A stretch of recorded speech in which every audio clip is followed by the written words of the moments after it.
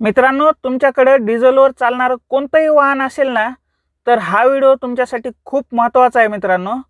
कारण आता सरकार काय करणार आहे? सरकारने डिझेलमध्ये इथेनॉल मिसळून पाहिलं, परंतु सरकारचा हा प्रयोग यशस्वी ठरला नाही. आता सरकारने काय केलंय? इथेनॉलपासून आयझोब्युटेनॉल तयार केलंय आणि हे आयझोब्युटेनॉल आता हे डिझेलमध्ये मिसळणार आहेत. हम डीजल में इथेनॉल नहीं डाल सकते, तो इथेनॉल से आइसोब्यूटेनॉल भी बन रहा है और isobutanol can be alternative for diesel. Maine Kirloskar K 2 generator set, एक इथेनॉल पर और आइसोब्यूटेनॉल पर 100% सक्सेसफुली चल रहे हैं, उसको लॉन्चिंग किया तो इंजन बन सकता है। और डीजल में भी 15% आइसोब्यूटेनॉल डालने के बारे में चल रहा है। जसं 1 लिटर पेट्रोलमध्ये 20% इथेनॉल मिसळलं, तसं आता 1 लिटर डिझेलमध्ये हे 15% आयझोब्युटेनॉल मिक्स करणार आहेत.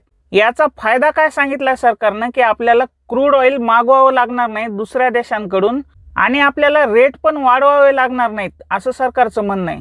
परंतु मित्रांनो, आपण पाहतच असाल सोशल मीडियावर E20 पेट्रोलमुळे किती नुकसान होत आहेत, गाड्यांचे व्हिडिओ येत आहेत. 40 लाख रुपया में गाड़ी मैं खरीदा हूं, 40 लाख रुपया में अभी नया गाड़ी है। बर्बाद कर दिया नितिन गडकरी, पूरे देश को बर्बाद कर दिया नितिन गडकरी अकेले अपने बेटा को प्रॉफिट पहुंचाने के लिए। हम लोग कहां से चलेंगे बताओ ना? नया गाड़ी है, टोयोटा का इतना रिलायबल गाड़ी होता है, क्या करें हम लोग? कहां से पेट्रोल खरीदने जाए? कहां मिलेगा पेट्रोल बताओ?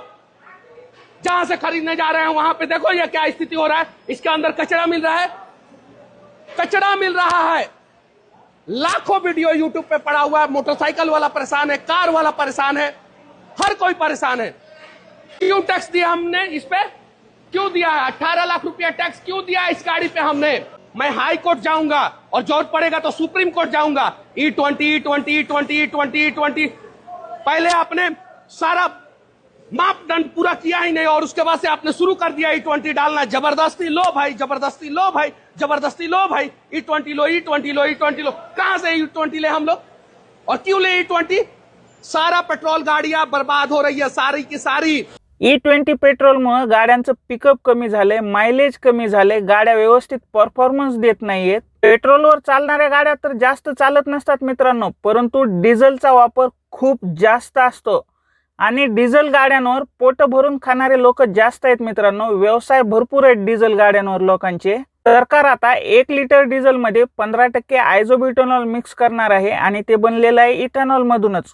तर मला सांगा, जसं पेट्रोलचं मायलेज कमी झाले, जर डिझेल गाड्यांचं जर मायलेज कमी झालं तर व्यवसाय करणाऱ्यांना किती फटका बसेल विचार करा. लोडिंग गाड्या आहेत, ट्रक आहेत, त्यांना घाटातून चालावं लागतं. ट्रकांना ॲव्हरेजच किती असतं? 2चं 4चं ॲव्हरेज असतं 1 लिटरमध्ये फक्त. डिझेलवर चालणाऱ्या JCB आहेत, बस आहेत, ट्रॅव्हल्स, लक्झरी सगळं काही डिझेलवर आहे. आणि ठीक आहे, नवीन ज्या गाड्या येणार आहेत ना, सरकार त्या बनवेलही त्या पद्धतीनं. परंतु आता ज्या अवेलेबल आहेत डिझेल गाड्या, त्यांचे बासपंप जर बघितलं तुम्ही, बासपंपामध्ये थोडी जरी भेसळ असेल तर त्याचं काम करावं लागतं. कामाला भरपूर खर्च येतो. सध्या जी डिझेल गाड्या अवेलेबल आहेत त्यांचे बासपंप त्याला सपोर्ट करतील का? इंजेक्टर, नोझल, रबरी पार्ट हे सगळं व्यवस्थित राहील का गाड्यांचं? मित्रांनो, सरकारला गोरगरीब कष्ट करून खाणाऱ्यांची जाणीवच नाहीये काही. तुम्ही सांगा मित्रांनो कमेंटमध्ये, सरकार जे डिझेलमध्ये 15% आयझोब्युटेनॉल मिक्स करत आहे, सध्या जे डिझेलवर चालणाऱ्या गाड्या आहेत यांना हे मॅच करेल का? व्यवस्थित परफॉर्मन्स होईल का? आणि मायलेज जर कमी झालं, मेंटेनन्स वाढलं तर धंद्यावर कसा परिणाम पडेल त्याचा?